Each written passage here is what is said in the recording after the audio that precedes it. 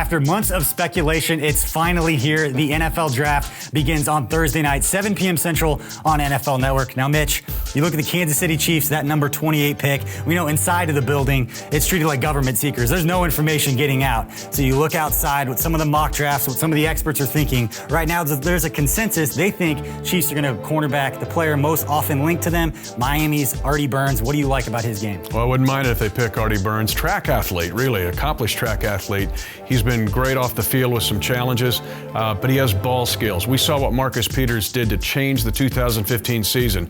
He not only covered, he took the ball away.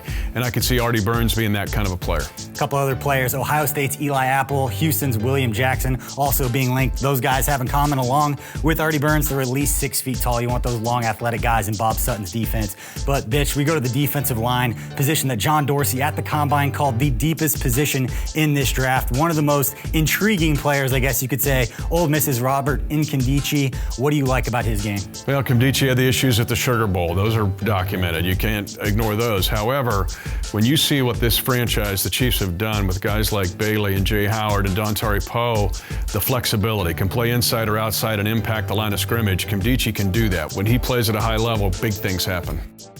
Talking about playmakers on the defensive side of the ball. Let's go playmakers on the outside on offense and wide receivers. Got to start with Notre Dame's Will Fuller, a guy who's recently been linked to the Chiefs by a couple of those draft experts. What do you like about Fuller? Maybe the fastest guy in the draft. Had some drops at Notre Dame. That's the downside.